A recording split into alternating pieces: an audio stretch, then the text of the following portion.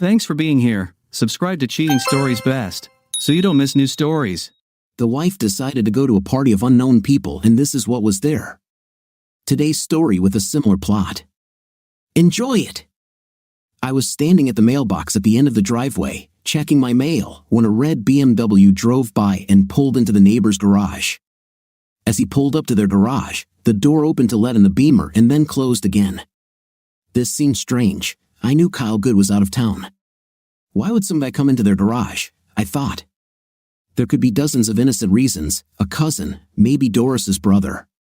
Who knows? And it's certainly none of my business. This incident was quickly forgotten when I noticed a letter in my mailbox from my sister living in Florida. Gina always writes excellent letters full of family news and many articles clipped from the dozen or so publications she subscribes to. The next morning, as I was pulling out of my driveway to go to work, a BMW drove past me so fast that I barely had time to brake to avoid backing into it. I might never have paid attention to this incident if my wife, Jenny, and I had not stopped by the Goods house while walking the dog on Friday evening. The red BMW was parked on the street, and Kyle Good was standing on the porch talking to the guy I had seen earlier that week driving the car.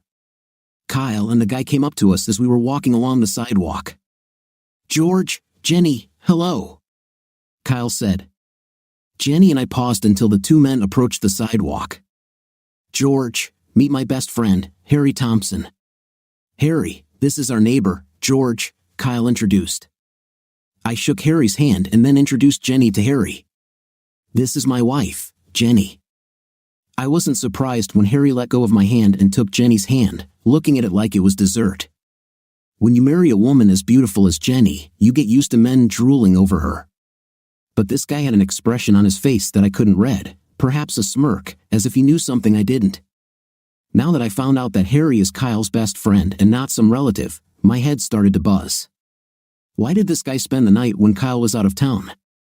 Was there something between Harry and Kyle's wife, Doris? Personally, I can't imagine anything worse than having a best friend sleep with his friend's wife. But perhaps there is an innocent explanation. For example, the guy came to town on business and needed somewhere to stay. So, I asked Harry, "Where do you live?" "Across the river in St. Paul," Harry replied. Thus, I closed this topic. Harry is not related and does not live so far away that he would need a room for the night while traveling. It remains Harry was still looking at Jenny like he was ready to pounce on her. So, I said we needed to finish walking the dog and said goodbye to Kyle and Harry. This left me with a dilemma. Should I say something to Kyle? Part of me wanted to stay out of it.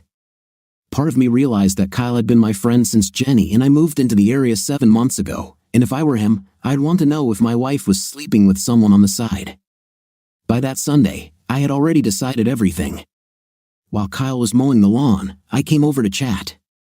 After the pleasantries, I simply said, "Kyle, on Monday night while you were out of town, your best friend Harry spent the night at your house."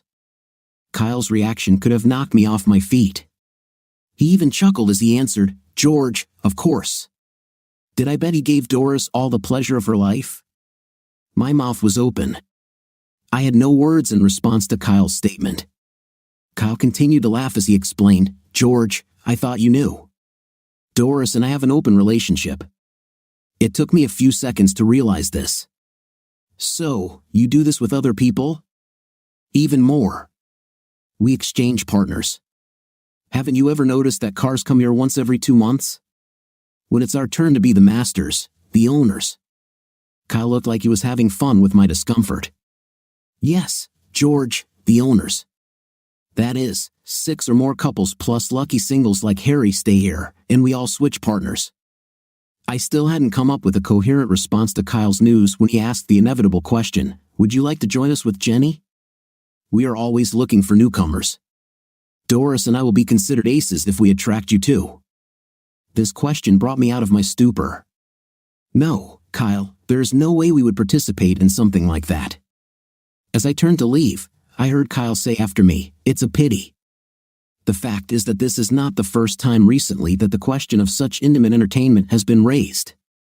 3 or 4 months ago, Jenny and I were recovering from a particularly nasty hour of night when she asked me, "George, what fantasies do you have?" I pondered the question as my pulse and breathing slowly returned to normal. I would like to make love to you on the beach. Apparently, I didn't give Jenny the answer she was looking for, so she asked again. Anything else? I was almost afraid to bring this up, but I decided to give it a chance. Do you promise that you won't think I'm a pervert if I tell you? Jenny propped herself up on one elbow, turning to face me as if reassuring me that I must continue. I promise, George. What is it? Even just thinking about it made me excited. Remember, you promised. I want you to dress really nicely. High heels, a little black dress that barely covers your fifth place, and your perfect chest showing tons of cleavage. I want you to go to the hotel bar without me. As I spoke, Jenny looked at me with even more enthusiasm. I could see that she was on edge. I want you to sit at the bar on a high bar stool with your long legs hanging out of that little black dress. Then, I would walk into the bar and pretend I didn't know you. I would buy you a drink. We would chat until you finished your drink. Then, I would take you out of the bar, and all the men in the bar would watch us leave. I would take you to the room I booked, and we would have an intim for hours. What if one of the men at the bar tried to buy me a drink or pick me up? You would, of course, ignore them, wouldn't you? Love to watch me flirt with some guy at the bar before you pick me up? Wouldn't that make you horny? No. In my kinky fantasies, you can dress like an available girl in public, but that's too kinky. What about exchanging couples during intimate? Have you ever thought about having a night with another couple or multiple couples? Jenny's question shocked me. Jenny, I have no desire to do this with any other woman, and I certainly have no desire to watch any other man do this with you. And what is this, your fantasy? Jenny was smart enough to give me the correct answer. No, George. I just asked because many couples have this fantasy. I'm just wondering if one of yours is like that. Jenny ended the conversation by bending over and making me feel good. After that, I immediately fell asleep. The conversation about fantasies was forgotten. Only a few months later, when I was telling Jenny about the goods parties, I remembered Jenny's question. After leaving Kyle that afternoon, I returned to our house. Jenny sunbathed outside in a skimpy bikini. I took a beer from the refrigerator and sat next to her on the terrace. Jenny, do you know that the goods throw intimate parties with other couples? Jenny's answer was telling. Every time she talks to someone, Jenny pulls her sunglasses up onto the top of her head so the other person can see her blue eyes. Years ago, Jenny's father told me that he taught his children to take off their sunglasses when they were talking to someone. He told me this because he wanted me to follow the same advice. He got tired of talking to me when I shaded my eyes. He said it made me not trust him. So when Jenny turned to me, still wearing her sunglasses while answering my question, it made me suspicious. No, George. What? Where did you get this idea from? Kyle? She said exactly that. I told him that Harry had spent Monday night at his house while he was away on a business trip. He shrugged, saying that he and Doris have an open relationship, that they exchange partners and have intimate parties. Well, I don't understand why it's any of our business. I can't believe you ratted Doris out to Kyle. Why did you do that, Jenny? If you were going behind my back, I would want a real friend to tell me about it. It's still a scam. I thought all boys were taught not to be talkers when they grew up. It all depends on the seriousness of the offense. Small things are not talked about, but if it's important. Jenny interrupted me. What's wrong with Doris sleeping with someone else? Who is she hurting? Before I had time to think about it, I was already answering Jenny. Jenny, you speak as if adultery is something insignificant. For many marriages, it is a breach most spouses have difficulty coping with, the infidelity of their husbands or wives. And I was stunned by Jenny's answer. Well, that's just stupid. It's just a night. I was still stunned and silent when Jenny diffused the entire conversation. George, whatever the goods do is their business, not ours. As long as we love and trust each other and remain true to our vows, we should not quarrel with each other. Come here and kiss me. You haven't kissed me for several hours. I kissed Jenny, but something in our conversation did not give me peace. What would I have thought if I hadn't been distracted by Jenny's tight body in a red bikini? Over the next few weeks, I watched Jenny more closely. I must admit that almost everything in her daily life was completely normal. Our nightlife didn't suffer. We still have a night at least 3 to 4 times a week, and weekend sessions continued to blow my mind, sometimes lasting for hours. There were no external signals that would make me suspicious, with 2 exceptions. First, one day when I picked up Jenny's smartphone to look up the phone number in her contacts, the phone was locked. This was something new. Jenny had never blocked her phone before. She said it was too inconvenient. Secondly, I noticed that Jenny was clearing the history on her computer again. Jenny had never done this in the past. Both a locked phone and a cleared history are small things, but as someone once sang, from small things, mama, big things one day come. None of these circumstances were difficult to resolve. With some concern that I was invading Jenny's privacy, I was able to install a program on her computer that recorded activity in the background. Jenny could erase her history, but the computer would still save it in a file that I could view. It was not difficult to crack her phone password. I very casually handed Jenny her phone and asked for her brother's phone number. She didn't even mention that the phone was locked, and Jenny didn't realize that her back was to the mirror while unlocking it. I held my phone in my hand, recording a video of the image in the mirror while I waited for her to give me Matt's number. The web pages Jenny visited over the next couple of weeks were interesting. She seemed to enjoy reading erotic stories on the internet. What bothered me most was that these stories were mostly about intimacy with multiple partners. Every chance I got, I read the messages on Jenny's phone, and for weeks, there was nothing out of the ordinary. No calls to anyone I might consider a potential lover, nothing. Until I told Jenny I needed to be out of town on business for a week and a half. My job as a translator usually required me to travel out of town every 2 months or so. Employees alternated business trips so that no one was constantly stuck on them. 2 days after I told her the news, during which time Jenny was acting very sad that I would be gone for so long, I read a message on Jenny's phone from Doris. We agreed on Saturday despite the late notice. 5 couples confirmed because you will be here again. Do you know how happy Kyle and Harry are? See you. I was angry, almost to the point where I couldn't think straight. My cheating wife, pretending to be sad, was looking forward to my absence so she could sleep with a bunch of people. After rereading the SMS, I almost fainted. The word again was decisive, but it's time to come to terms with it and start planning. I'll have plenty of time later to mourn the end of my marriage. The next morning, I found and made an appointment with a divorce lawyer. Then I asked my boss to let me skip this task. I made some lame excuse for why I couldn't go and promised that I would compensate for my replacement later. He grunted and mumbled, making a mountain out of a molehill, but this is nonsense because in the last year, I have probably backed up my colleagues at least twice. After some grumbling, he agreed that I could take the next 10 days off. On Thursday morning, I kissed Jenny goodbye and checked into the Resident Inn. Instead of going to the airport, I used the company credit card to rent the car, which was a clear violation of company policy. But by this time, I didn't care anymore and bought everything I thought I'd need. I met with a divorce lawyer on Friday to understand what my options were and what would happen if I divorced Jenny. It wasn't all rosy. We would basically split all of our assets in half, and I would probably end up paying her alimony for 5 years. Jenny had a part-time job that paid very little but gave her a discount on all the clothes she bought. Jenny loved to dress beautifully. This was never a big problem. The house was always tidy. Dinner was on the table most of the evening, and I made good money. Now, her meager salary meant that I would have to supplement her income until she could retrain for her career. Wait, are you saying that she can ruin our entire marriage, and I still have to pay her? The lawyer shrugged. Yes, since the laws changed, this is how everything happens if you are divorcing your spouse.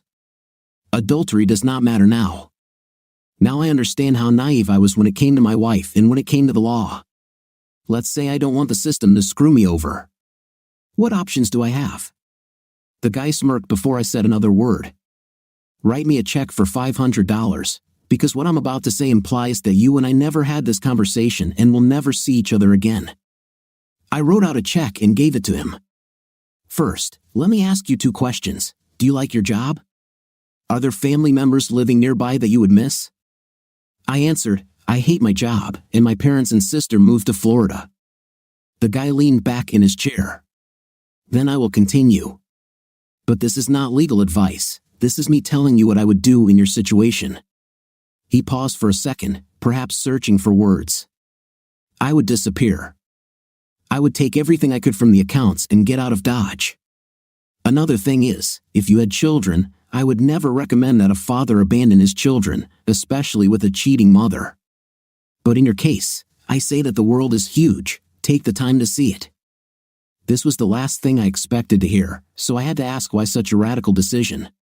Isn't it better to take the risk in court? You chose the wrong lawyer to answer this question. 4 years ago, I found my wife with a trainer. All this was filmed, her and some pumped-up little rat in her bed. The recording showed them laughing at me, at the way I work, and they made an idiot out of me, nasty, expletive. I divorced her. I even had one of the best divorce lawyers in the area, better than me. 4 years later, I still pay her every month and will continue to do so for the next year. This is the reward you get for treating your wife like a queen and not forcing her to get a well-paying job while you're married. Let's face it, the system is rigged against people like you and me. I left the lawyer's office shaking my head but already beginning to formulate my plans. But first, I need to know exactly what Jenny is doing to her neighbors.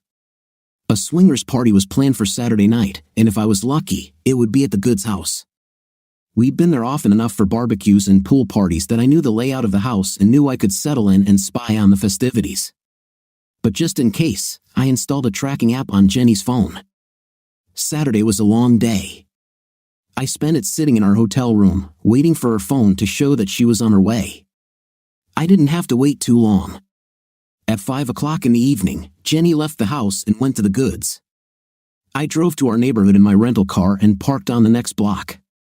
The Goods have a small shed in their backyard, and I was able to get into it without anyone seeing me by climbing through a fence that was about 8 feet high.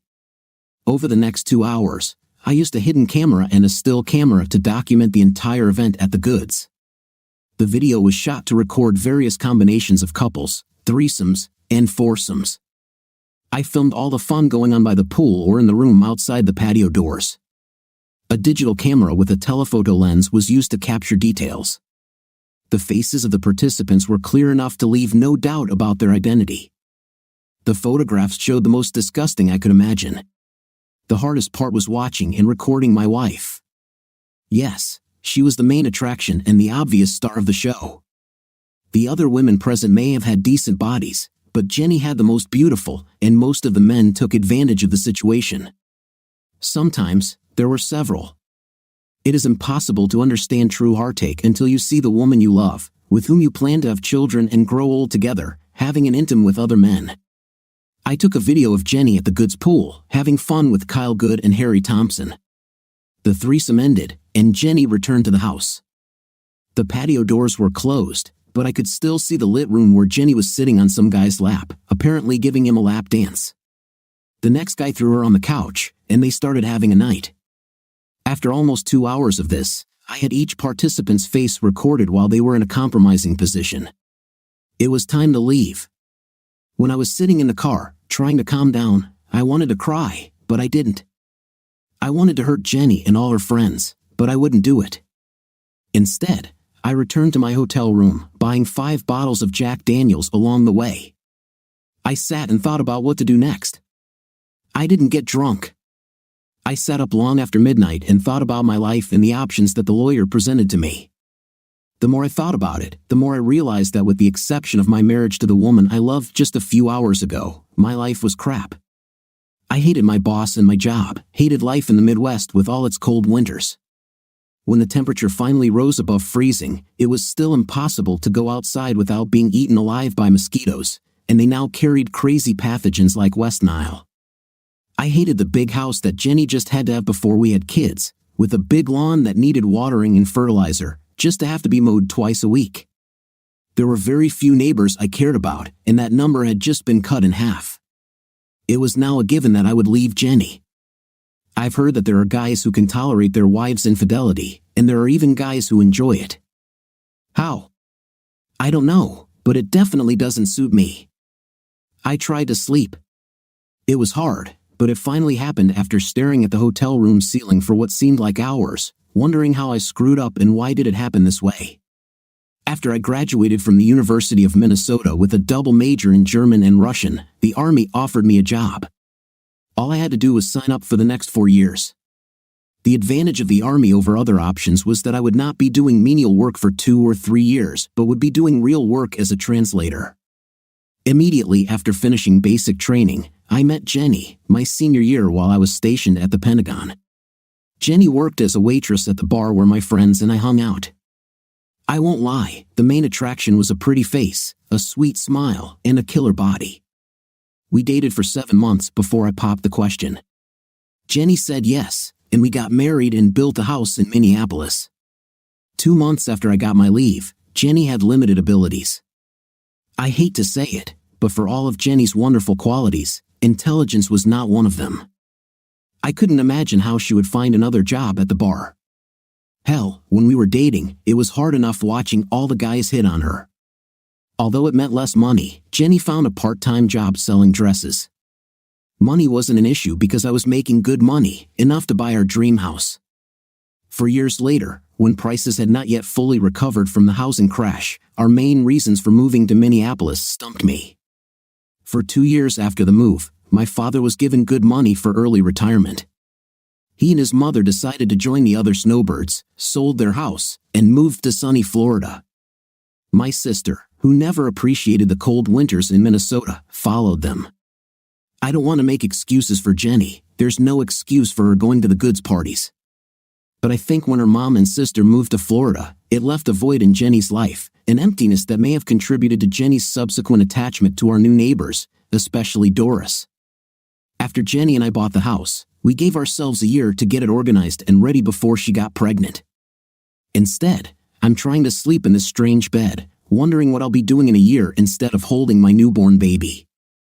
I woke up Sunday morning, glad that I took my time last night with Jack Daniels, and the hangover didn't make me feel any worse. There was a diner across the street that served a decent breakfast. I went through the list I made, a few things I wanted if I left, and a list of our assets, bank accounts, brokerage accounts, etc. The list of assets we needed to keep was short, and most of our money went towards a down payment on a house. I went to the first of 5 local car dealers looking for my next car. After finding what I wanted at 2 dealers, I made a deal with the one who gave me the best offer and drove off the dealer's lot with a used converted van and a check for $2,000, leaving my year-old Chrysler 300 behind.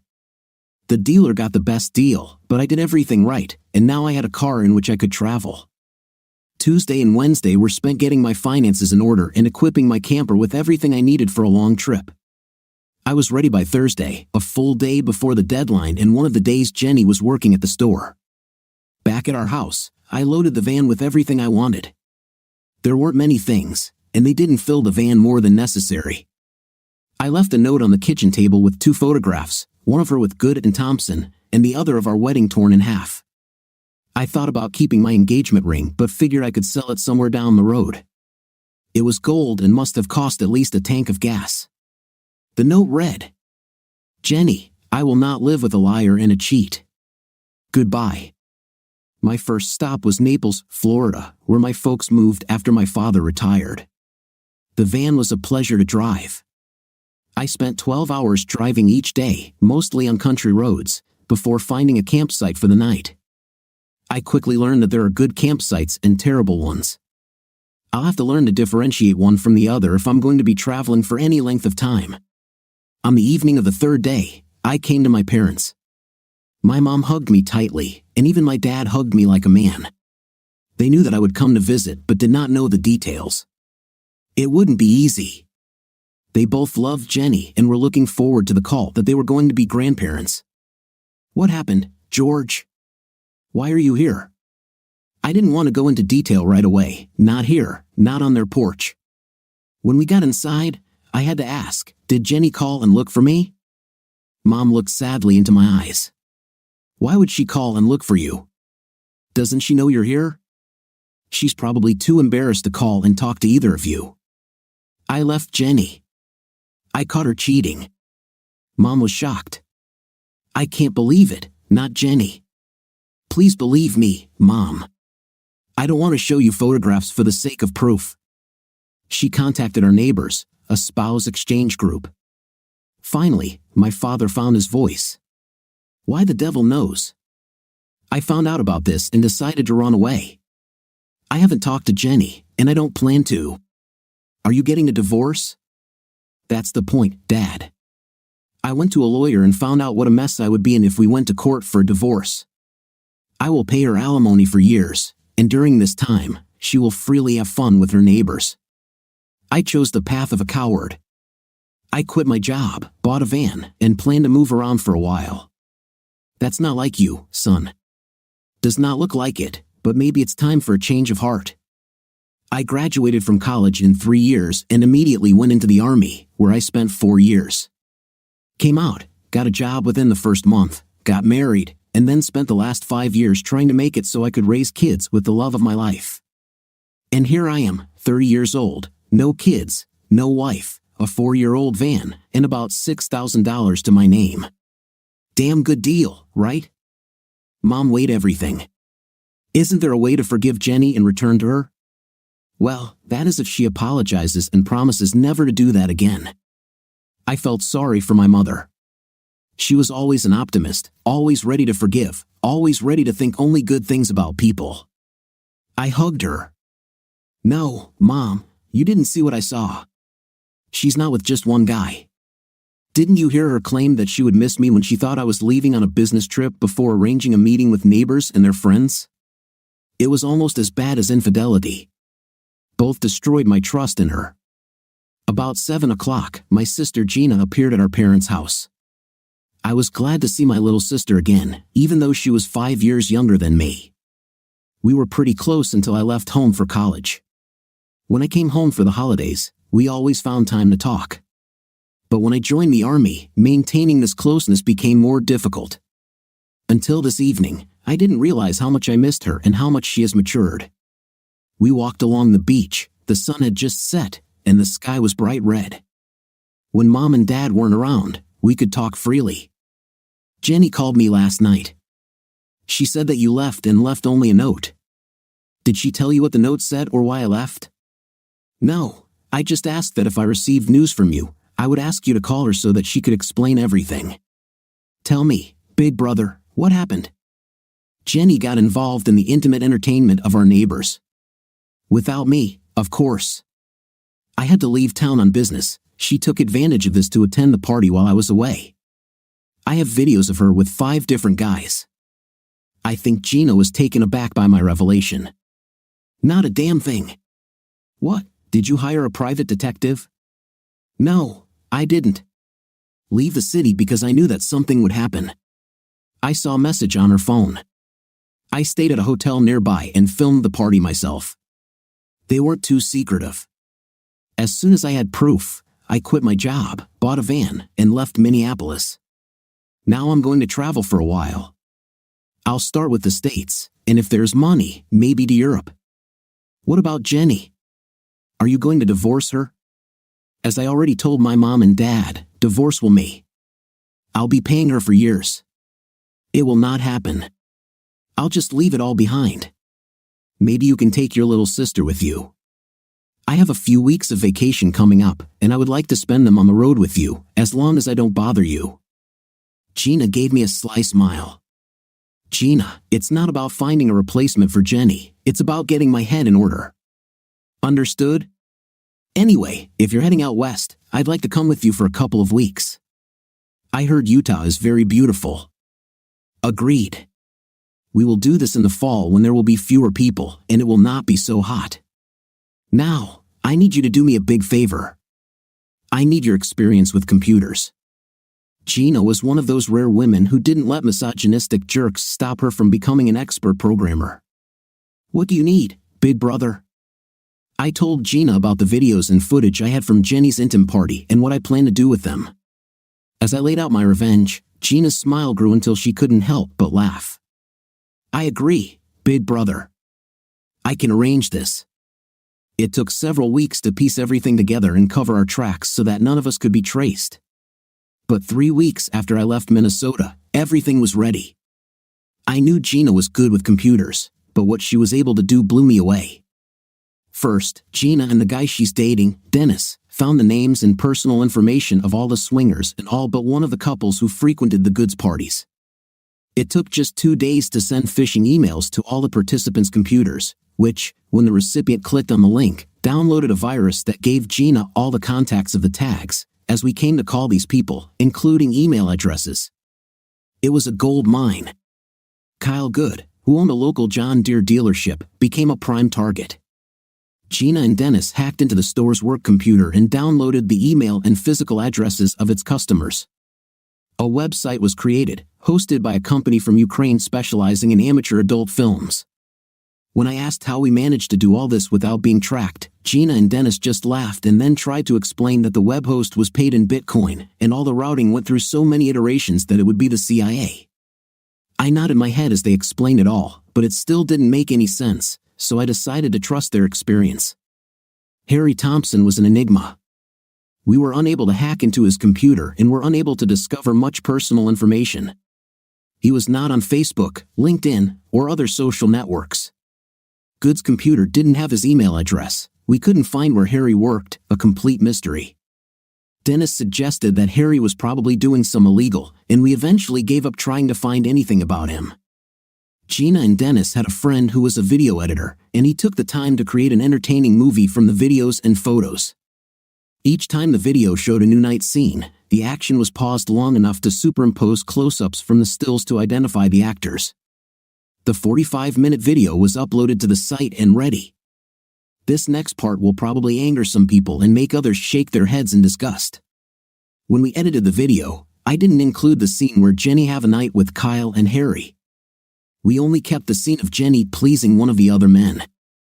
But only one scene, enough to show her participation in the group's activities, but not so much as to cause her great embarrassment. More than one person has asked me why I didn't throw Jenny's 5th place under the bus and expose her depravity, and I only have one answer. Jenny's parents, Robert and Linda Rawlings, are 2 of the sweetest and nicest people I have ever known. They accepted me into their home, treated me like a son, and if they ever have to see or hear about our video, they deserve better than to see their daughter in that light, even if she herself doesn't deserve more for breaking my heart. So while the video proved Jenny was a contestant, it didn't include any of her worst moments. One sunny Florida morning, Gina came to our parents' house, where I was staying, sat down at the kitchen table with her ever-present cup of black coffee, and asked the question. "Everything is ready, big brother. The site is up, the email is loaded, a couple of 100 letters to goods customers who don't have email are stamped and ready to send. Are you ready to pull the plug? It's time to act." "Yes, Gina, it's time. Let's get started and have some fun." Gina took out her phone and said, "Dennis, send emails." Gina looked up at me.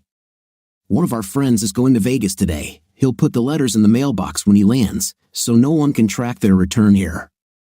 I think we covered our tracks as best we could. Thank you, Gina. Thanks for everything. Tomorrow, I fly out and begin my travels." Gina handed me a credit card. Dennis suggested something else. It was his idea for me to get a credit card in my name for those times when you need to pay for something and cannot use cash, he said. Many state and national campgrounds require reservations and require a credit card. It's in my name, but if you put the reservation in my name and I don't complain to the bank's fraud department about the charges, it won't matter. This way, no one can track you using your card. This one has a $5,000 line of credit. You can pay me when it's convenient for you. I hugged Gina. It was almost too much to expect. Thank you. Thanks to Dennis, too. Well, don't forget that you promised that we would soon spend some time traveling together. Like I said, it's too hot and too crowded in Utah's national parks right now. Let's plan to meet at the end of September and visit one of these parks. Having agreed to spend 2 weeks in September, Gina went to work. I got out and prepared the van for the trip. The next morning, I kissed my mom goodbye and gave my dad a manly hug, thanked them for letting me stay for a while, promised to stay safe and stay in touch. Then my father surprised me by leaning into the open passenger door window of the van. "I love you, son." I always knew he loved me. He showed it to me in 1,000 ways growing up, but he never said it before. My eyes watered as I backed up. I took the Cyrus roads north to Virginia on the Blue Ridge Parkway and spent a week traveling southwest to North Carolina, went north to Nashville where I spent 2 days on Broadway listening to great music, visited Shiloh National Monument. I've always wanted to see it since I did a report on Western Civil War battles back in high school. I headed west with a plan to stop in Memphis to spend time on Beale Street and maybe visit Graceland. It was late at night, and I was sleeping in a van parked on the side of State Route 64 east of Bolivar, Tennessee, when I was awakened by a knock on the door. It was a state patrol officer standing there with one hand on the butt of his service pistol. The holster was unfastened. "How can I help you, officer? How long have you been parked here?" "I arrived last night around 10.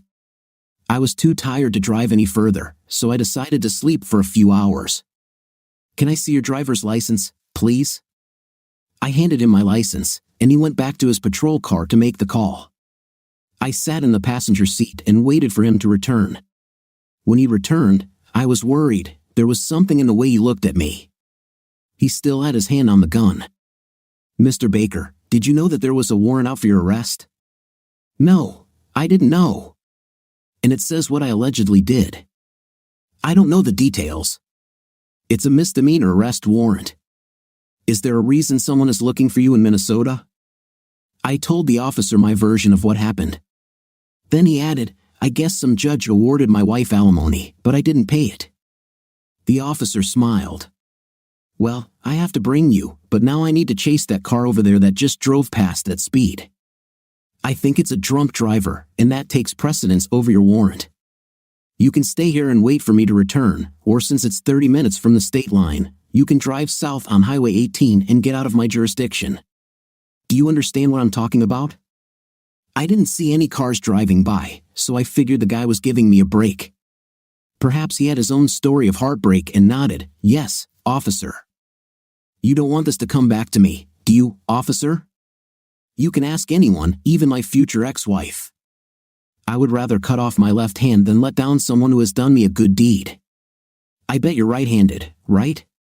"Okay, I'll cut off my right hand if you ever hear that I've let you down. I advise you to cross the border as soon as possible." With this, he went west, and I went south to Mississippi. Given that I missed Beale Street, the siren song of New Orleans and its Bourbon Street was calling to me, and I continued south. 3 days of drinking and listening to jazz, Zydeco, and Creole music had put a hole in my wallet. I took off my gold wedding ring, bought a tank of gas, 2 bottles of Dixie, and a huge bowl of etouffee, then headed west out of town. I needed to avoid big cities and the associated expenses until my funds ran out. I still had a few thousand left, but I was spending it too quickly.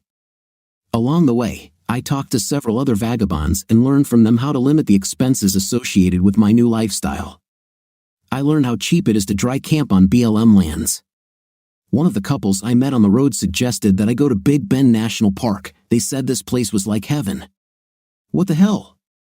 I have nowhere to go, and no one is waiting for me to get there. I went to Big Bend. I was sitting at the bar at the Starlight Theater Steakhouse in Terlingua, just outside the park boundary, listening to a group of Aussies at the next table calling crap at each other. I was probably watching them too closely, trying to catch some meaning in the dialect, when the largest of this group, a mountain of a man standing 2 meters tall and weighing at least 117 kilograms, stood up from the table and loomed over me. "It's rude to eavesdrop on conversations, buddy." I must have been in the mood because my answer might have gotten me a punch to the nose. I wouldn't call it eavesdropping because I can't understand half of what you all say, and even with a funny accent. The mountain man was amazed. "Well, you are an impudent one, Yankee. What makes you think that it's our accent that's funny and not your own?" "Well, you're sitting in a Texas bar, so your accent is strange. If we were sitting in a bar in Brisbane, then yes, it would be mine. And considering that you are a guest in my country, let me treat you to a beer." Any hostility was negated by my reluctance to be intimidated and mainly by my offer to buy him a beer. The mountain man extended his hand. "My name is John, the beer is Foster's, and you are invited to join our table." "My name is George, and I accept the invitation." I hadn't spent time socially since Florida, and despite the fact that I only understood half of what was said unless the speaker was kind enough to explain in English what he or she meant, I had the best time in months. These people knew how to drink and have a good time. Even the ladies tried to outdrink me. There were 8 of them. They traveled together and spent 4 weeks in the United States, starting in Dallas. Eventually, they invited me to join their caravan. It turned out that they were divided into pairs. One of the couples, James and Sarah, is married. The rest have a friends with benefits arrangement. Even though I was the odd one out, I decided this was too good an opportunity to pass up and spent the next 2 weeks with them. After leaving Texas, our caravan traveled to Roswell, New Mexico. Australians were eager to see the place where all the UFO hysteria began. It was pretty unfortunate, but at least now we could all say we'd been there and cross it off our respective life's to-do lists. The White Sands Monument was interesting. Although the men wanted to continue west to Tombstone, the ladies voted against it. It'll just be another tourist trap, so we headed north to Colorado instead. I stayed out of the discussion and was happy to be anywhere with this happy group. The Colorado Rockies blew my mind.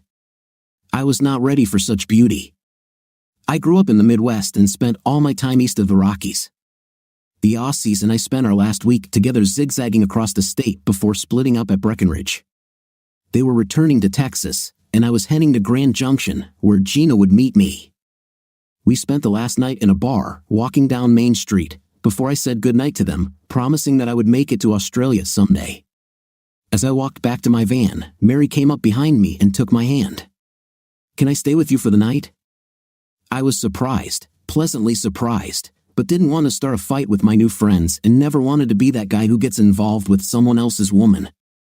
"What about John? Will he be upset if you spend the night with me?" John had his eye on that American blonde with fake breasts, and apparently, he will spend the night with her. John and I travel well together and have a lot of fun, but we're not what you'd call exclusive. Mary's offer was tempting. I've never had a one-night stand before. I guess I'm an old-fashioned guy who likes to have a relationship with her when I sleep with a girl. "Does this mean you don't want to sleep with me?" I looked at Mary, determined to end the long silence.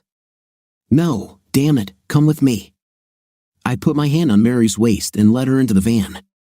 We drove back to the campsite while Mary fed my ego by saying that she had been hoping for this opportunity since we met, and other girls will turn green with envy. "We all think you're a cute and special guy."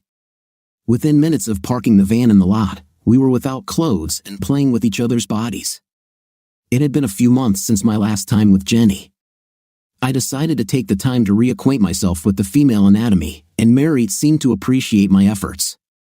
Damn, it felt good, physically and emotionally, to be inside a woman and feel her legs wrap around my waist. When we finished, I realized that I hadn't thought about protection.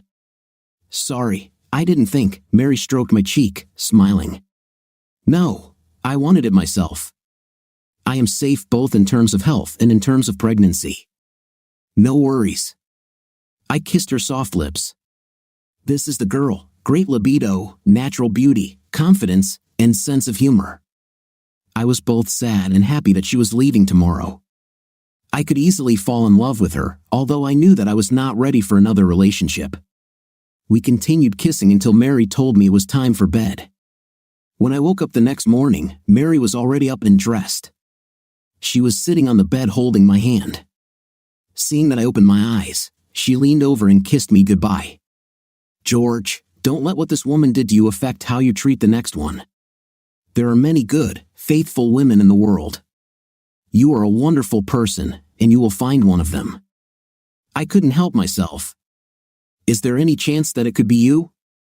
"No, I'm afraid we wouldn't work well together. I would be too far from my family, and you from yours. I've listened to you over the past 2 weeks. You are close to your sister and parents. I couldn't take you away from them, and no grandmother wants to be halfway around the world from her grandchildren." Mary was right, of course.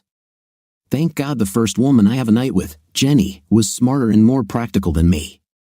Well, I had to ask. "Thank you for last night. You will never know how much she meant to me." "I think I know. It meant a lot to me too. Take care, George. Have a fun trip with your sister." Mary kissed me on the lips and left the van. That morning, all the other Australians came to my station before setting off. It was especially nice to receive a strong handshake and hug from John, His smile was as wide as it could be as he reminded me of my promise to come someday. On the way to Grand Junction, I felt good. On the rearview mirror hung the necklace that Mary had left there that morning. There was a note in the ashtray. This is for Gina. Please tell your sister that I'm sorry we didn't get a chance to meet and that her brother is a gentleman and a great guy. With love, Mary. The necklace was an inexpensive shell necklace that Mary always wore, and the note meant the world to me. Gina and I were walking through Arches National Park, heading toward Delicate Arch, when we crossed paths with another tourist, Abby Ross. She went camping alone. Her height was about 1.7 meters, and her body was like that of an athlete. She had long black hair, naturally shiny to complement her dark skin and very dark eyes. She walked past Gina and me on the trail. We exchanged a quick hello, and after we passed, Gina caught me staring at her perfect figure and elbowed me in the ribs. What? I tried to play dumb. Gina just smiled at my attempt. You men are all the same. Just because a woman has the body of a goddess, you can't help but turn to jelly. And you want to say that women are somehow different? I saw you practically drooling over that tall guy when we were standing at the airport carousel waiting for your luggage. Damn, I almost took a picture of you to send to Dennis so he could see how you act when he's not around. God, do not dare. I admit I looked, but I would never touch. I've been completely faithful to Dennis since we've been together. So, is everything serious with him? As serious as a heart attack. I think he's going to propose when I get back to Florida. He wanted to join us on this trip, but couldn't make it. I was happy for my sister. She deserved a guy as wonderful as Dennis. When we got to the top, I was happy to find a female tourist sitting there taking pictures of the arch. Gina did me a big favor by walking up and introducing herself while I walked back 6 meters or so and opened my backpack to prepare lunch. The exchange between the two women was friendly. By the time I got everything ready, Gina came over and introduced us.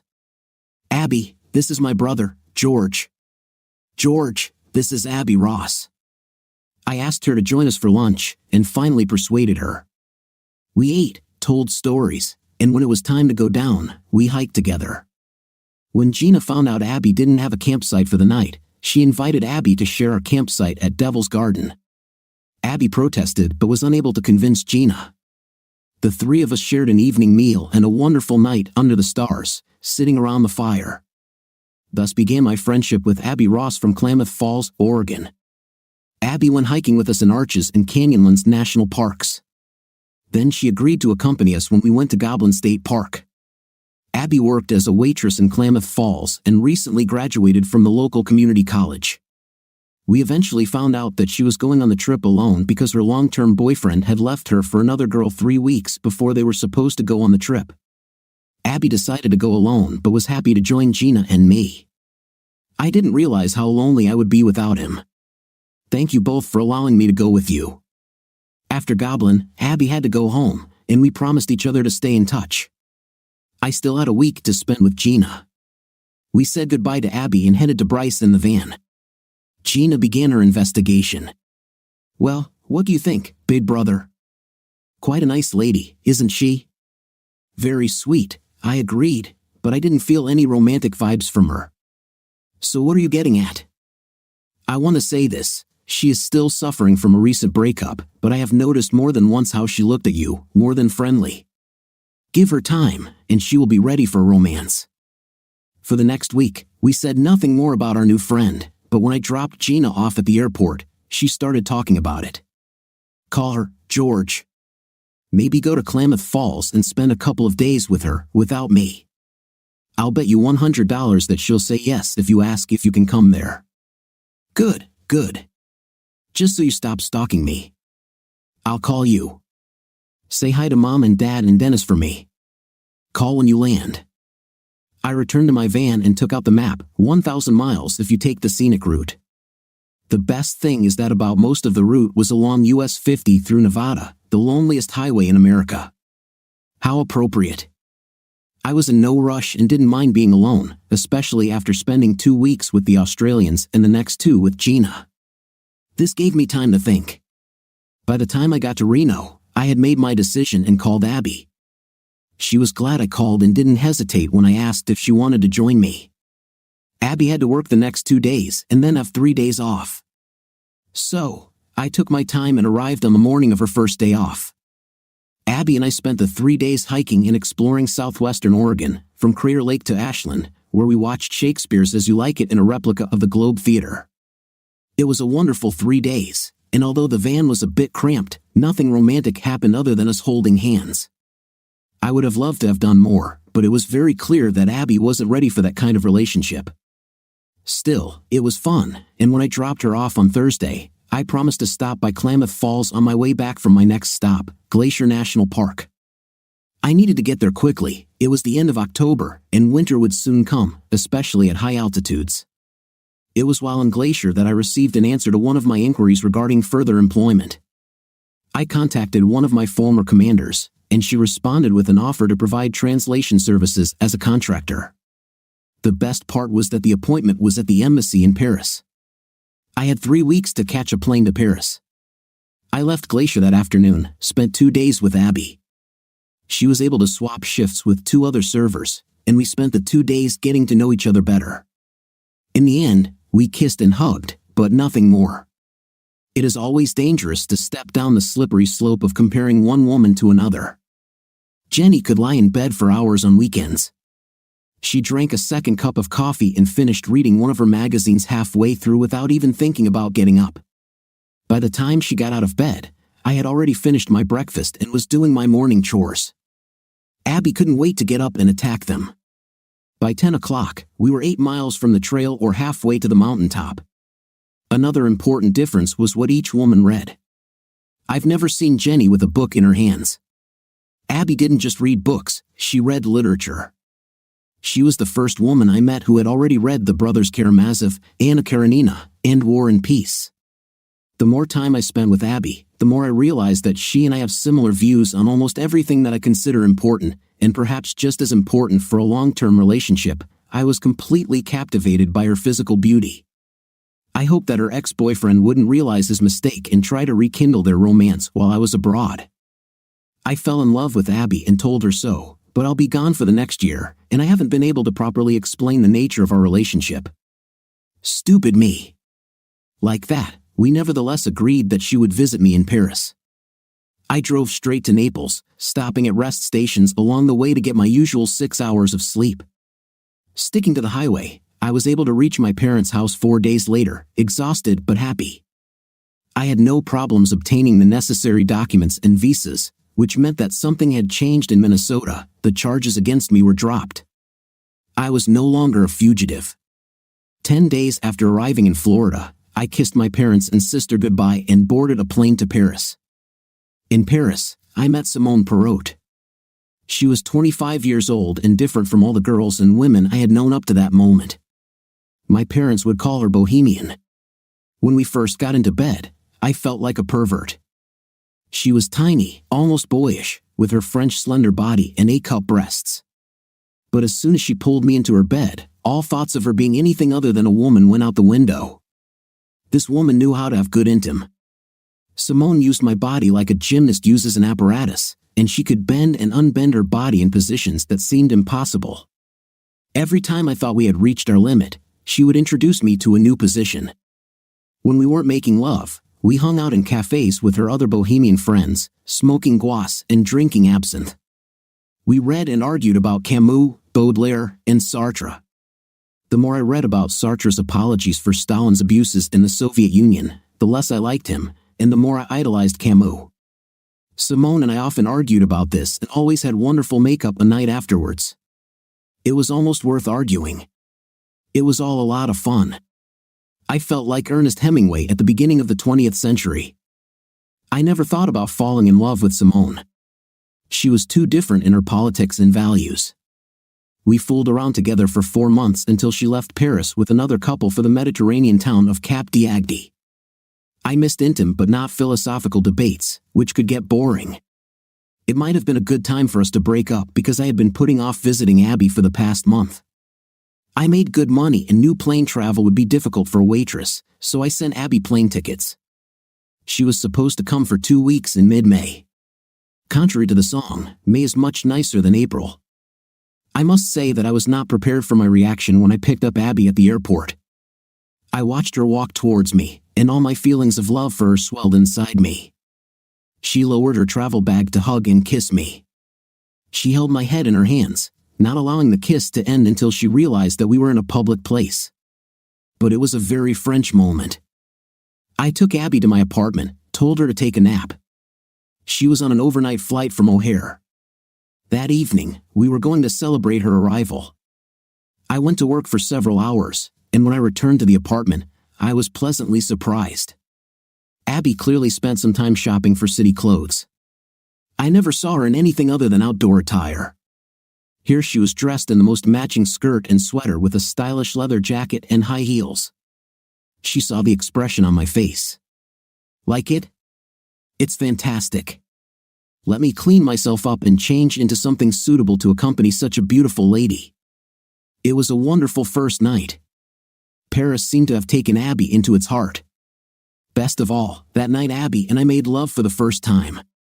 Over the next 5 days, I showed Abby all the usual sights of Paris, the Louvre and Musée d'Orsay, Notre Dame, the Shakespeare and Company bookstore, and the top of the Eiffel Tower. At least 8 attractions on Abby's must-see list. On the 6th day, we boarded the high-speed train and spent 3.5 hours traveling to Grenoble. When I told Abby about my plans, she protested that she didn't bring decent hiking boots or clothes. Then she protested when I took her to an outdoor store to get everything she needed. She continued to protest until I convinced her that it was a late Christmas and early birthday present. Although there was still snow on the higher ground, we walked where we could along the alpine trails. 3 days later, we headed back to Paris and continued checking off Abby's list of things to do in Paris. Everything was going great until the last evening when we stopped at a small cafe for a nightcap before heading back to my apartment. Everything fell apart there. Simone's group of friends, people who knew Simone and I were together, saw Abby and me and insisted that we join them at some point. Abby and I became separated. She was talking to 2 women, I was having a discussion with men. When it was time to leave, I saw it in Abby's eyes. When were you going to tell me about Simone? I didn't intend to. It was a short affair with a woman before you and I became intimate. Now that you and I are lovers, I am more than ready to commit to being with you exclusively. I promise that I will never be with another woman while we have such obligations. Abby didn't calm down. I thought we were lovers when you left Klamath Falls last November. You told me you loved me. I thought it meant something. I said I was falling in love with you, and that actually meant something. We had to define what that meant. Abby started crying. What a fool I am. She went to the bedroom and got ready for her flight, another one at night. She left the bedroom with tears in her eyes. I'll take a taxi to the airport. Let me take you. No, now I just need to be alone. I'm sorry this happened. Last night I had such a good time with you, and now I feel like I'm just a placeholder until Simone returns to Paris. It's not true. Maybe not, but it seems so to me. And I need to think it over. Call, and we'll talk. We may not be able to talk for a long time tomorrow. I'm leaving for Moscow for important negotiations. While I'm there, communication will be limited due to the nature of these negotiations. Let me take you to the airport. No, just call me when you can. Abby reached behind my head and pulled me in for a kiss. I love you, George Baker. She left without saying another word, but before the door closed, I said to her, and I love you, Abby Ross. I was right. For the next 2 weeks in Moscow, communication was short and limited to family members. By the time I returned to Paris, my first phone conversation with Abby was tense. Before we had time to improve relations, I went to Moscow again because the agreements reached during the first round of negotiations were falling apart. Talk about bad timing. Abby was an A. On the contrary, she did her best to tell me she understood, but we needed to talk and quickly before everything fell apart. In July, Gina, Dennis, Mom, and Dad came to visit. One of the great advantages of serving in Paris was that it did not take much effort to persuade people to come stay for a while. I tried the same thing at some of my previous military postings. Gina had great news. Jenny called her to explain why I was no longer a fugitive. Jenny was renting out our old house to a couple who wanted to buy it. Selling the house would be enough to pay off the mortgage plus any remaining money owed to Jenny. If I had signed the papers giving up my claim on the house, Jenny would have had enough. Most importantly, Jenny filed for divorce, claiming abandonment. We would be officially divorced by June of next year without any additional effort on my part. Gina had the documents. I signed them and mailed them to Jenny. We had a great time in Paris. The only exception was when Gina gave me a hard time for letting Abby go. Gina, I'm not just trying. I'll work it out when I get back to the States, I promise. Damn, what a fool you are, big brother. Do you really think that a woman with such virtues, beauty, personality, and brains will sit for a long time and yearn for your pathetic 5th place? She was right, but for the next few months, there was little I could do except Skype with Abby and write love letters. My first stop upon returning to the States was Klamath Falls. Not only did Abby welcome me with open arms, but she also did everything to make me feel like we were a couple again. But there was one big problem. I needed a job, and the only West Coast offer I got was from a tech company in Los Angeles. Family was very important to Abby, and she wanted to stay close to her family, while I needed to be where there were opportunities for my specialty, and Klamath Falls is not a place where those skills are needed. Finally, we were both on the same continent, but we lived 700 miles apart. For the next few months, we spent at least one weekend a month together, either in Klamath Falls or Los Angeles. In May, we took 2 weeks off from work to hike Joshua Tree, Kings Canyon, and Death Valley. There was not the slightest doubt that we were suitable for each other and loved each other, but I still found it difficult to decide on marriage. This was most likely due to my lack of self-confidence and other trust issues. Let's face it, my history with women has not inspired confidence. Jenny didn't leave me, but I wasn't enough for her to remain faithful. But Simone, although we were not suitable for each other, still left me, and not the other way around. Abby claims she loves me, but not enough to leave her family and join me in California. Abby and I continued to meet whenever possible. I was 100% faithful and had no doubt that she was too. I didn't give up. I kept looking for a way for us to be together. Sometimes life throws you curveballs, sometimes it throws you over the head, and every now and then you get a serve that's just big and fat going straight to your sweet spot. You can't help but knock it out of the park.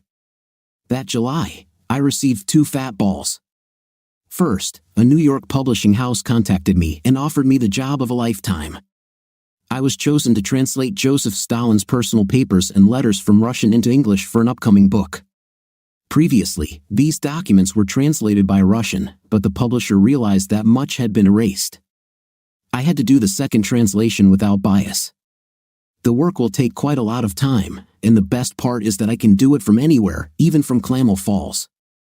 Then, less than a week after signing a contract with the publishing house, the incredible happened. 2 years and 2 months after I moved out of my home in Minnesota, I woke up to someone knocking on my door. I put on my sweatpants and walked to the door, opening it and wondering who could be so rude as to wake me up at 7 o'clock in the morning. Jenny was standing there. "Hi, George." This was not the greeting I expected after all this time. I looked down at Jenny's hands to see if she had a weapon, but all she was holding was a manila envelope. "Can I come in, George?" I stepped aside and let Jenny into the room. "Make coffee, it would be nice. I left the hotel this morning without breakfast." I decided to be kind. Time softens a broken heart. "I'll make scrambled eggs." "I didn't come for breakfast, George. I came to deliver this." Jenny held out the envelope. "Our divorce was finalized 2 months ago. I thought you should know." I indicated abandonment of the child as the reason. I quickly looked through the papers. "You could mail them. I have nothing to sign here." Jenny began to lose her composure. Her voice became louder. "I wanted to give them to you personally. I didn't want to be such a coward like you.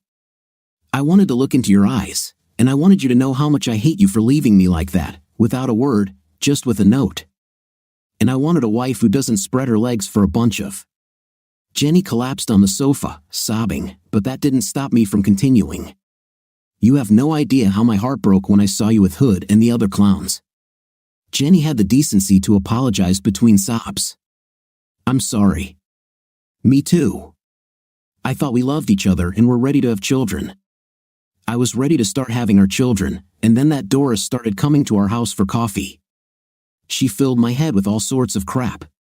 She said that when you finally understand what you're missing, you'll join their group. This should never have happened. I was actually serious that day when we exchanged our vows, leave everyone else, and I really meant it all those times when I said that for me, you are the only woman. Jenny lowered her head, looking at the floor. My curiosity got the better of me, and I asked, what happened after I left? Did you stay with the group? No, I never did that again. After I got home and found your note, I probably talked to Doris no more than 2 or 3 times, and then only when I couldn't avoid her. Besides, your little bomb blew everything up. Jenny noticed the look in my eyes when she said, your little bombshell. Oh, George, don't pretend you weren't the one who posted the videos and photos or sent anonymous letters to half of Minneapolis. Everyone suspected it was you, but no one had proof. Have you had it? I didn't think about it at the time. I realized later that I left a picture of you, Kyle, and Harry on the dining room table. If anyone saw the photo, they would have proof that I was behind the site. I burned the photograph 10 minutes after I saw it. I was sick of having documentation of my depraved behavior in our home, and even if I had not destroyed it, I would never have shared it with others. I couldn't betray you a second time. So what happened? First, Kyle Good lost his John Deere dealership. His contract with Deere included a community standards clause. Who would have thought progressive Minnesotans would be so outraged by Good's parties? When people stopped buying from the store, Deere pulled out, leaving Kyle to sell cheap Chinese tractors and other crap. The store went bankrupt. Kyle was deeply in debt, and Doris left him for Harry. No way. I was pleased with this turn of events, but Jenny wasn't finished yet. Kyle blew his brains out, put the gun in his mouth and pulled the trigger. And Doris ended up living happily ever after with Kyle's best friend. Jenny shook her head. No, it turned out that Harry had anger problems, and after putting Doris in the hospital, he ended up in prison and will be there for at least 8 years. 8 years for hitting a woman? What did he do to her? Oh, there was more than that. When the police went to his home, they found him distributing oxycodone. He received a year for beating Doris and 10 for pill distribution charges. It just kept getting better and better. I couldn't stop laughing. Jenny continued, 2 other couples have moved. It seems the school board doesn't have much sympathy for elementary school teachers involved in an intimate scandal. What about you, Jenny? Well, except for the fact that I completely ruined my personal life by pushing away the man I loved, my professional life turned out well. No one thought about the personal life of a clothing salesman.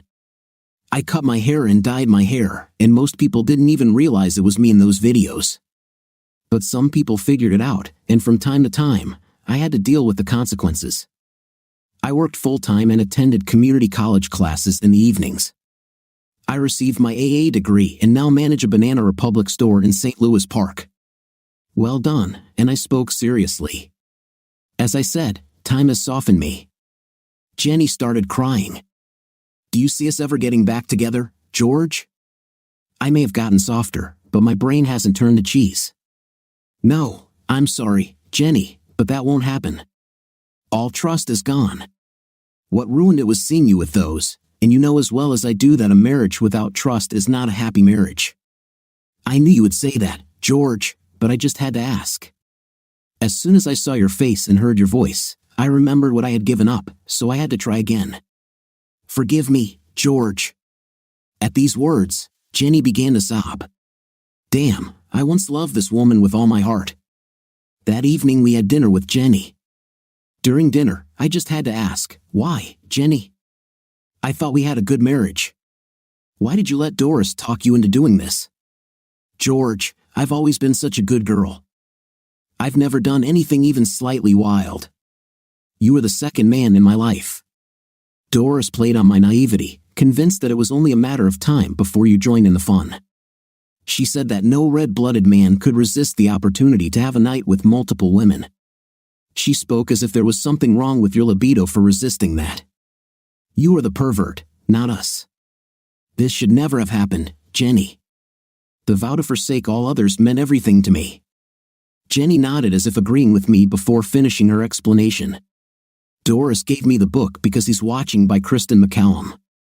It was about a married couple and how the husband gets aroused by watching his wife have a night with other men. She also told how to find such sites on the internet. The more time I spent reading and watching, the easier it was for Doris and Kyle to convince me to give it a try. At the first party, I was the center of attention, the prom queen, and it fed my ego. It wasn't that hard for them to get me to go to the second party where you caught me. I drove Jenny back to her hotel. I saw that she was waiting for me to ask if I could stay the night, but I stood firm. Yes, I could have slept with her and left, but that would have been wrong for many reasons, not least of which was my commitment to Abby. The next morning, I woke up and looked at the clock. It was only 7, and Jenny's plane wouldn't leave until 11 o'clock. I had plenty of time to pick her up and take her to LAX for her flight. Another chance to spend a few hours with the woman I've wanted to love my whole life. Instead, I sat down and drank a cup of coffee. Something haunted me, something that woke me up at 3 o'clock in the morning and kept me awake for 2 hours. Now, everything made sense. My last evening with Jenny was like a cleansing of all the bile that had accumulated in my head and heart. My soul had been cleansed. I didn't realize until last night how important it was to close this chapter of my life with Jenny in order to start a new chapter with someone else, with Abby. I showered, packed the car, and locked the apartment. With any luck, I'll make it 700 miles and be in CLTH Falls before Abby finishes her shift tonight. I called, hoping it wasn't too early to call someone who worked the late shift. She must have seen my name on the screen. Her voice sounded sleepy. "Hi, George." "Good morning, Abby. Sorry to wake you, but I was wondering if I could pick you up from work tonight." "Why? Where are you?" "I'm just leaving Thousand Oaks. I must be with you by 11 o'clock. Something happened." "No, I just need to stay with you for a couple of days. If you can give me some time, maybe we could take a little hike and talk." "Certainly. I'll switch shifts with Janet tomorrow. Are you sure you should drive all day?" "I'll be fine. I'll see you at 11 o'clock. I was 200 miles north when I realized that I was going to propose empty-handed. I stopped at Ben's Bridge in Sacramento. I was looking at diamond rings when my gaze moved to a display case with sapphires next to diamonds. One ring caught my eye, and I walked up to it, much to the surprise of the saleswoman. "Sapphire?" "Yes, this one. An unconventional ring for an unconventional lady. It's perfect. Please put it in a box. No need to wrap it." The saleswoman smiled. "She'll like it. What about the size?" "Let's hope she says yes. Then we won't worry about the size." She placed the ring in a beautiful blue box and swiped the reader on my credit card. "Thank you. Good luck." But I can tell she'd be a fool to say no. I got back on I-5 and headed north. While I was driving, I called Gina and turned on speakerphone so as not to get a ticket. "Today is the day, sister. Today I go to Abby with a ring in my pocket and all the hope in the world in my heart." Gina was practically screaming down the phone. "I'm glad for you, George. Do you think she will say yes?"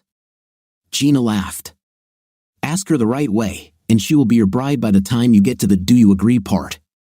I wish I had your confidence. Wish me luck, sis." Gina was almost right.